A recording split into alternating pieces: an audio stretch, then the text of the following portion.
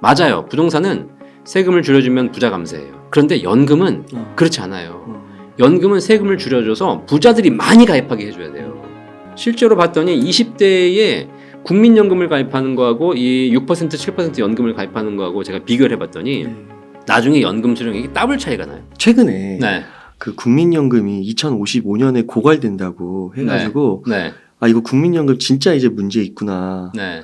근데 이거 지난번 출연하실 때는 국민연금은 기초를 네. 깔고 들어가면서 네. 괜찮다고 말씀해 주셨는데 네. 어떻게 봐야 되는 건가요? 네. 국민연금은 당연히 괜찮죠. 사회의 기본적인 제도이기 때문에 네. 우리 또 괜찮다고 얘기해야 돼요. 네. 자, 그런데 국민연금이 기금이 고갈되는 가장 큰 이유는 지금 너무 괜찮기 때문이거든요.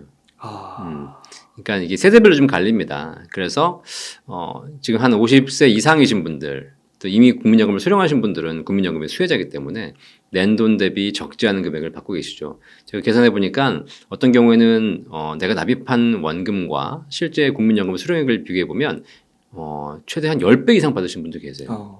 낸 돈은 1,000만 원인데 받는 돈은 1억이 넘는. 이 수익비가 10배가 넘는 거기 때문에 굉장히 일반적인 개인 금융에서는 찾아볼 수 없는 게 나오고요. 근데 이제 나이가 점점 내려오면서 점점 그 수익비, 가성비가 떨어지기 시작합니다.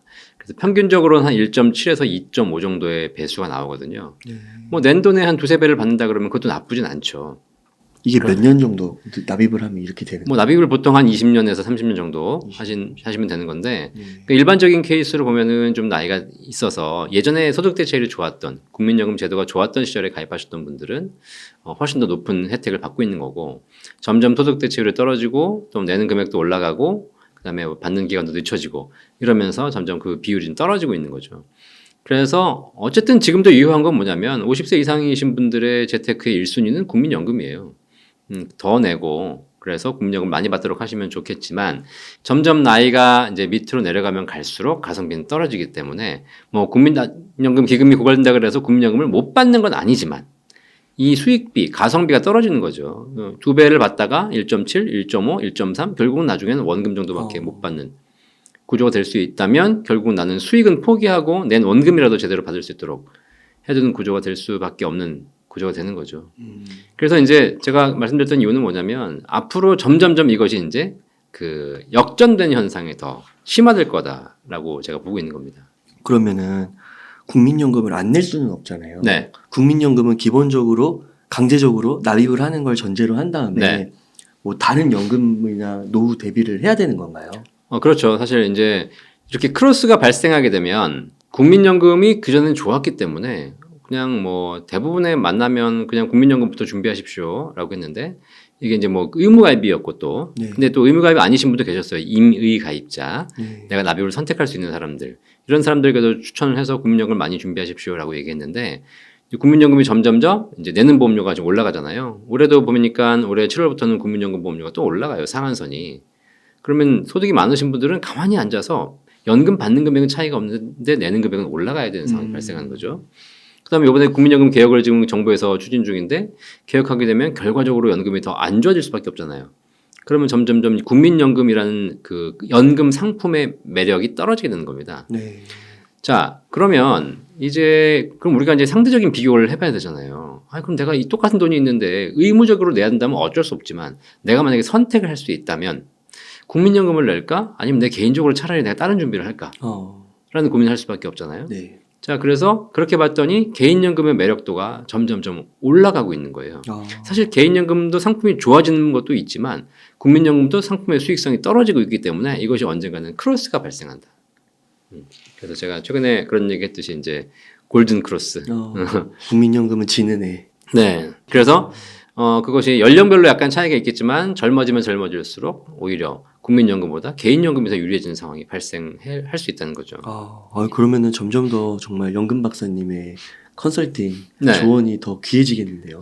그 연금 박사는 국민연금 컨설팅도 다 해드리고 있기 때문에 사실 가장 많은 컨설팅을 또 국민연금을 하고 있기 때문에 그런 부분에서는 뭐 어느 분야를 하셔도 저는 사실상 먹고 사는 데 문제가 없습니다.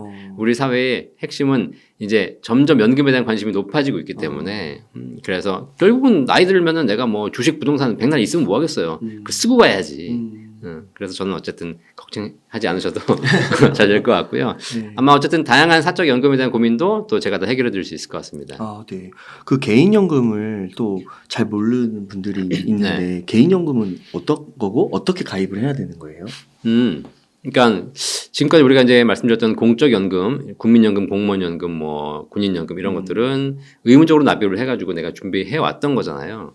이제 그거 말고 이게 좀 부족하니까 개인 스스로 준비해야 되겠다라고 한 것이 이제 사적 연금이고 그걸 이제 개인 연금이라고 하거든요. 근데 개인 연금은 크게 두 가지가 있어요. 두 가지가 이제 세제 혜택에 따라 나눠지는데 납입할 때 세금 혜택을 받는 세제 적격 연금이 있고요. 이걸 보통 연금저축 IRP라고 하고 그다음에 납입할 땐 세제 혜택이 없지만 나중에 연금 탈 때 이자 소득에 대해서 전액 비과세해주는 연금 보험 이런 걸 세제 비적격 연금 보험이라고 해요. 네. 이 두 가지 종류가 있습니다. 이 두 가지 종류 중에서 본인이 선택하시면 되고 당연히 개인연금 가입은 개인 스스로 금융회사를 찾아가서 금융회사. 하시면 되는 거죠. 그런데 아까 말씀드렸듯이 세제 적격 납입할 때 세제 혜택을 주는 것은 국가가 지원하는 상품이다 보니까 모든 금융회사에서 다 판매하고 있습니다. 은행, 증권, 생명보험, 손해보험, 우체국 다 판매하고 있고요. 거기 가서 연금저축이라는 상품 혹은 IRP라는 상품을 가입하시게 되면 거기서 납입을 하면서 세제 혜택을 받을 수 있고 거기서 굴려서 나중에 연금 받을 수 있겠죠. 네. 다만 이제 이 세제 적격 연금 저축이나 IRP 같은 상품들은 운용 방법들이 뭐 수익을 많이 내려면 이제 그 수익성을 높여야 되다 보니까 손실의 가능성도 있고 여러 가지 그걸 선택해야 되는 그런 주식형 이런 부분이 그런 부분이 있어요. 그래서 판매하는 금융회사가 다양한 것이지 사실 상품의 구조를 보면 거의 대동소이하다. 자, 그런데 이제 세제 비적격 연금 보험 같은 경우에는 납입할 때는 세금 혜택이 없지만 연금 탈 때 세금 없이 받을 수 있잖아요. 이 상품은 생명보험사에서만 판매가 가능합니다. 그러니까 생명보험사 가셔가지고 내가 세제 비적격 연금보험이 있냐라고 물어보시면 이제 보통 비과세 연금이라고 하죠. 그렇게 해서 가입하실 수가 있고요. 대신에 상품들이 최근에 좀 다양하게 많이 나왔습니다. 그래서 오히려 세제 적격 연금보다 세제 비적격 연금이 연금 수령액에서는 더 유리한 조건들이 굉장히 많아요. 아, 그렇군요. 아, 그러면은 이것도 이제 연금 박사님이 만약 상담을 해주신다면 네. 그 사람의 성향이나 네. 그리고 앞으로 어느 정도 일할 수 있고 납입할 수 있는지 그런 걸 다 고려하셔가지고 네. 적정 그런 IRP 상품을 추천해 주시겠네요. 그렇죠. 포트폴리오를 짜는 거죠. 아, 짜는 거. 그러니까 뭐가 하나 좋다 이것이 아니라 예를 들면 연금저축이나 IRP 같은 연금 계좌는 세금 환급 받는 거잖아요. 그럼 우리가 세금 환급 받는다는 얘기는 그 사전에 뭐가 선결돼야 되냐면 세금을 냈어야 돼요. 네. 세금을 낸 거를 내가 연금저축을 가입함으로써 일부를 돌려받는 거잖아요. 자, 그러면 어떤 경우가 발생하냐면 세금을 안 내시는 분들이 계세요. 예를 들면 주부. 소득이 없으신 분들이죠. 소득이 없으신 분들은 내가 올해 소득세를 낸 게 없어요. 그럼 이분들이 그 세금을 환급받는 연금이라든가 여러 가지 뭐 그 세제 지원 혜택을 상품을 많이 가입한다 한들 낸 세금이 없기 때문에 돌려받는 게 없는 겁니다. 이런 경우에는 사실상 연금계좌 IRP가 큰 의미가 없는 것이고 그렇지 않고 소득이 좀 많으신 분들은 당연히 세금 환급이 필요하니까 이런 부분도 가는 것이고 그 다음에 이렇게 세제 혜택을 받았다면 그 다음에 세제 비적격 연금도 필요한 것이고 그래서 이렇게 쭉 공적 연금부터 시작해서 체계적인 포트폴리오가 필요한 거죠. 예전에는 우리가 그냥 하나만 있으면 되겠지라고 했지만 이제는 다양한 연금제도를 포트폴리오를 짜서 그걸 통해서 내 연금 수령액을 확보할 수 있는 걸 가야 되고 이렇게 해서 기본적으로 세제라든가 제도 기준으로 짜고요. 그 안에서 똑같이 내가 선택을 했는데 이 안에서 이걸 공격적으로 할 것이냐 안정적으로 할 것이냐 아니면 중립적으로 할 것이냐 이런 포트폴리오 또 필요하겠죠. 네. 그때 이 사람이 나이라든가 그다음에 자산 상황 그다음에 이 사람의 투자 성향 이런 것들을 감안해 가지고 그분에게 좀 맞는 포트폴리오를 다 종합적으로 설계하는 어떻게 보면 하나 예술이죠. 예술. 더 바빠지실 것 같은데. 감사합니다. 바빠져야 됩니다. 네. 그러면은 이게 국민연금은 뭐 안 좋은 그런 구조, 안 좋은 형태로 좀 바뀌어간다고 했을 네. 때 그러니까 좀 더 많이 내시는 분들이 덜 가져가는 형태로 된다고 했을 때 네. 그건 어떻게 할 수가 없잖아요. 손을 네, 댈 수가. 그렇죠. 그러니까 개인연금에서 어떻게 보면은 뭐 쇼부를 봐야 된다 이런 건가요? 네. 차라리 개인연금은 진짜 클리어해요. 낸 만큼 더 받는 거예요. 그러니까 10만 원 낸 사람이 10만 원 받으면 20만 원 낸 사람은 20만 원 받고 100만 원 낸 사람은 100만 원 받아요. 내가 더 많이 낸 만큼 더 많이 이제 연금을 받게 되는 것이죠. 근데 국민연금은 그렇지 않고 적게 낸 사람에겐 더 유리하고 많이 낸 사람에겐 불리한 약간의 소득 재분배 구조가 들어있기 때문에 네. 그랬던 것이고 그래서 오히려 이제 국민연금도 앞으로는 그렇게 간다고 하더라고요. 이 재분배 기능을 좀 줄이거나 없애서 딱 기여한 만큼 받을 수 있도록 차라리 하는 게 나을 수 있는 것 같고 그럼 개인연금은 이제 국민연금이 좀 부족하니까 이거를 개인연금에 더 강화를 해서 하시게 되면 좋을 것 같고 지금 덜 나이 드신 분들은 국민연금의 비중이 크고 국민연금 수령액이 일단은 더 많이 높기 때문에 공적연금을 통해서 노후 설계하는 비중이 더 크시지만 결국은 젊은 세대로 갈수록 어쩔 수 없이 우리나라의 인구 구조라든가 전체적인 상황을 봤을 때 개인 스스로 준비하는 사적 연금의 비중이 높아질 수밖에 없다. 그래서 제가 이 방송 우리 운동책방에 굉장히 많이 보시니까 혹시 이 방송 보신 분 중에 정치인 보시면 제가 진짜 입에 침 튀기도록 얘기하는 거예요. 국민연금 개혁 안 돼요. 힘들어. 근데 국민연금에 문제가 터져 있는 국민연금을 자꾸 개혁하려고 하는 것보다 사적 연금에 대한 지원을 강화해 주는 것이 오히려 국민연금에 대한 그 불만을 잠재우고 네. 개인 스스로 준비를 함으로써 노후에 대한 안정성을 더 확보할 수 있는 방법이기 때문에 자꾸 문제의 원인을 해결하기 위해서 그 문제를 자꾸 가서 뭐 반창고 붙이고 이번엔 안 되니까 좀 테이프 붙이고 네. 이렇게 하지 말고 차라리 사적 연금을 확실하게 지원하는 방법을 더 추진하는 것이 더 합리적이고 효과적인 방법이다.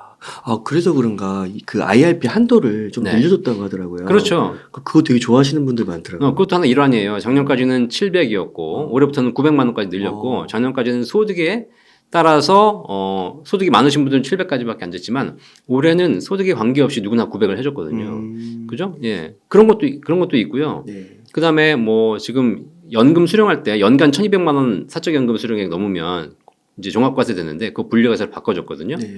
그러니까 약간 세율을 떨어뜨려 준 게 있어요. 근데 중요한 건 1,200도 올려줘야 돼. 네. 1,200이 아니라 2,400. 1,200이 언제적 얘기예요. 10년, 20년 전 얘기. 화폐 지금 그러니까 연간 1,200이면 한 달에 100만 원 가지고 뭘 살라고. 옛날에 한 달에 100만 원 가지고 살았지. 맞아요. 우리가 왜 공항 가서 면세한다도 옛날에는 무슨 뭐 400불이었다가 지금 600, 800. 네. 그 언제적 그러니까 이렇게 제도가 바뀌고 상황에 따라서 해줘야 되는데 그걸 하는 사람들이 없으니까 그런 제도적인 지원들이 좀 커질 필요가 있는 거죠. 근데 제가 강조하는 건 뭐냐면 부동산은 세제를 풀어주면 부자 감세가 돼요. 그러니까 세제 지원을 해주고 막 이렇게 양도세를 완화해주고 이러면 결국은 누구만 좋냐면 부자만 좋아. 그러니까 정치하는 사람들이 뭐냐면 세금을 줄여주면 부자들에게만 유리하기 때문에 세금을 줄이면 안 된다는 생각을 하고 있어요. 맞아요. 부동산은 세금을 줄여주면 부자 감세예요. 그런데 연금은 그렇지 않아요. 연금은 세금을 줄여줘서 부자들이 많이 가입하게 해줘야 돼요. 왜냐하면 부동산은 쌓는 자산이고 모으는 자산이고 묶이는 자산이야. 집 한 채 사면 그걸 평생 갖고 있으려고 해요. 죽는 그날까지. 그러네요. 그 돈이 안 굴러. 와. 경제가 안 돌아가. 네. 근데 연금은 정반대 자산이에요. 그러네요. 연금은 많이 가입하면 많이 가입할수록 결국은 써야 되는 자산이에요. 그러네요. 한 달에 내가 1,000만 원씩 죽을 때까지 나오는데 내가 그 1,000만 원 받아가지고 아끼겠어요? 그죠? 네. 네. 남으면 그거 가지고 기부를 하든 뭐라든 할 거 아니에요. 그리고 또 그 과정상에서 만약에 주식에 그게 들어가면 네. 또 그 기업의 주가 가치가 오르면 그렇죠. 돈을 또 이렇게 수혈할 수 있는 확률도 올라가는 거고. 그럼요. 이렇게 그러니까 금융자산에 대한 지원, 특히 그중에서 연금자산의 지원을 계속 늘려줄수록 부자들에게 다 확실하게 풀어줘가지고 너희들이 확실하게 이걸 해라. 너는 부동산에다가 박아두지 말고 현금자산, 금융자산, 연금자산으로 해라라고 하게 제도를 풀어주는 순간 돈은 더 시중으로 풀리게 되는 것이고 그러면 경제는 더 안정되는 것이고 고용은 더 늘어나고 사람이 소비가 늘어나니까 다 좋네요. 다 좋아요. 네. 근데 제가 연금에 대한 세제를 더 풀어줘야 된다 얘기하면 뭐라고 하냐면 그 부자 감세라고 얘기하는 거야. 연금을 한 번도 받아본 적이 없는 애들이 앉아가지고 정치하고 있으니까 그런 거예요. 네. 연금을 받아본 사람들, 연금의 효과를 아는 사람들은 이게 우리나라가 지금까지 해왔던 주식, 부동산 등의 다른 자산과는 전혀 반대 성향을 가진 자산이라는 거를 우리가 인식을 먼저 해야 돼요. 그래서 이 국민연금과 개인연금이 어떻게 보면 지금 이제 골든크로스처럼 이렇게 지나가고 있는 거고, 네, 그래서 이제 말씀을 하시는 게 노후를 국가가 책임져주는 시기는 끝났다. 그렇죠. 개인연금의 시대가 왔다. 네. 그렇게 말씀을 하시는 거고요. 네, 연금 박사님 유튜브 채널 보니까요. 네, 7% 연금이 출시되었다고. 네네네. 이게 어떤 상품인가요? 네. 자, 그러니까 이제 제가 그 아까 골든크로스 얘기했잖아요. 네. 그것도 얘기했던 게 뭐냐면 공적 연금은 점점 안 좋아지고 있어요. 근데 이 사적 개인 연금 보험들이 점점 상품이 개발되면서 좋은 상품이 나오기 시작해요. 그래서 전에는 5% 연금이라고 제가 많이 추천드렸었는데 그게 6%, 7% 이런 연금들이 점점 올라가기 시작했어요. 그래서 내가 낸 돈에 대해서 이자를 5%, 6%, 7%를 불이해 주는 거예요. 그러면 요즘 시중은행 이자가 뭐 작년 하반기에 잠깐 올랐을 때 한 5, 6%였고 지금 다시 3, 4% 떨어졌잖아요. 그죠? 우리는 꾸준하게 한 1, 2%세를 살아왔고 그런데 이 연금은 낸돈에 그렇게 높은 이자를 주고 거기 쌓인 금액을 나중에 연금으로 주는 거예요. 와. 굉장히 연금 수익이 높고요. 네. 제가 이걸 따져봤더니 이제 골든크로스가 발생한 거예요. 실제로 봤더니 20대에 국민연금을 가입하는 거하고 이 6%, 7% 연금을 가입하는 거하고 제가 비교를 해봤더니 네. 나중에 연금 수령액이 더블 차이가 나요. 와, 그렇게 많이 차이나요? 국민연금이 100을 받을 수 있으면 얘는 200을 받을 수 있는 거예요. 그러니까 이제는 사실 안 할 이유가 없어지는 상황이 된 거죠. 근데 이제 제가 딱 한 가지 말씀드리니까 항상 방송할 때는 이런 얘기를 할 때는 주의하셔야 되는 게 뭐냐면 그럼 그렇게 좋은 연금 있으면 다 할 텐데 꼭 유의하실 필요가 있어요. 세상에 공짜는 있다 없다. 없다. 공짜는 없다. 뭔가 수익이 좋으면 거기 안 좋은 게 있을 거 아닙니까? 그러니까 그걸 반드시 체크하셔야 돼요. 그런데 옛날의 연금들과 지금 나와 있는 6%, 7% 연금들의 차이가 있어요. 옛날에는 이제 연금이라는 것이 그 연금을 지급하기 위한 재원을 마련해야 되고 또 비용이 들잖아요. 이 비용을 모든 가입자에게 부담했어요. 그러니까 100명이 가입하면 100명이 다 비용을 부담하고 거기 또 그걸 가지고 준비를 해야 되는 거니까 결국은 한정된 재화를 가지고 수익도 내야 되고 연금도 줘야 되고 보험에서도 먹고 살아야 되고 이러다 보니까 결국은 연금액이 많지 않았고 이자율이 높아지지 않으면 높은 연금을 줄 수 없었다는 거예요. 근데 지금 나온 연금은 달라요. 똑같은 가입자 100명 내에서 서로 주고받기를 해요. 이게 무슨 얘기냐면 연금을 많이 주는 건 사실인데 조건이 있어. 반드시 연금으로만 받아야 돼요. 자, 무슨 얘기냐? 그러면 연금 받기 전에 내가 해지한다. 그런 사람 있을 수 있잖아요. 그렇죠. 우리나라는 또 가입할 때 해지하는 사람 많잖아요, 사실. 해지하는 사람들에게는 훨씬 더 많은 페널티를 부과해. 그러니까 제가 이 상품 만든 사람한테 물어봤어요. 야, 니는 어떻게 6%, 7% 주냐? 그랬더니 얘가 딱 한마디 했어요. 해지하는 사람들한테 뺏어서 주는 거라고. 아, 그렇구나. 그러다 보니까 중간에 해지하는 사람들은 더 많은 페널티를 놓치게 되는 것이고 그 페널티가 연금으로 받는 사람의 높은 연금액으로 간다는 사실.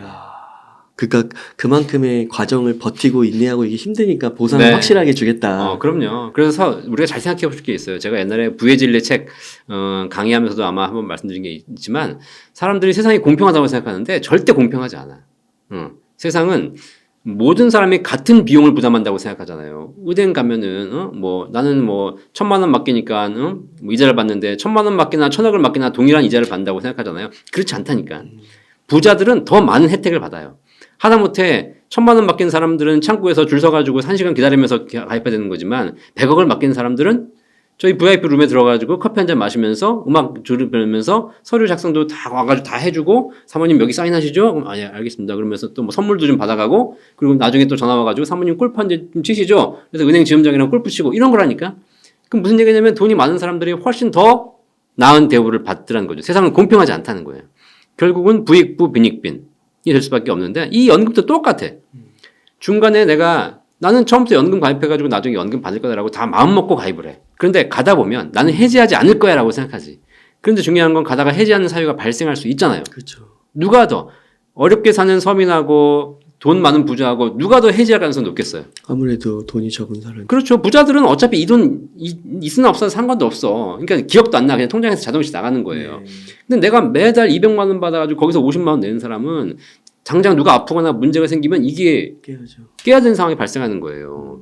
결국은 그런 상황이 있어서 해지하게 되면 그 사람들이 해지해서 손해보게 된 페널티가 전부 다 부자들에게 가고 있는 부익부 빈익빈의 상품인 거죠. 저는 이 상품이 되게 좋다고 생각하는데 반면에 항상 말씀드린 게 뭐냐면 깨려면 들어오지 마라. 왜 죽 써서 남주냐. 그러면 깨서 조금 페널티가 적은 거는 뭐 5% 상품, 4% 상품 이런 것도 있는. 그러니까 페널티가 적은 거는 아까 얘기했지만 누구나 다 공통적으로 사업비를 부담하는 상품이다 보니까 그런 경우에는 연금 수령액이 되게 낮아요. 지금 나와 있는 거는 그냥 은행 금리 연동밖에 없어요. 그러니까 2%, 3%. 아니면 전통적인 변액연금, 투자 수익에 연동하는 거기 때문에 수익이 나면 좋겠지만 손실이 나면 바로 손실도 발생해야 되는 이런 상품이기 때문에 그런 거는 사실 굉장히 위험성이 있죠. 그렇군요. 또 그러니까 확실히 이런 7% 연금에 너무 혹해가지고 자기의 상황을 먼저 체크하는 게 필요하겠네요. 그러니까 이런 연금이나 이 모든 국민연금에서 세상이 들어있다는 거예요. 세상이. 세상이 녹아 있기 때문에 우리가 이걸 정확하게 판단해 볼 필요가 있는 거라는 겁니다.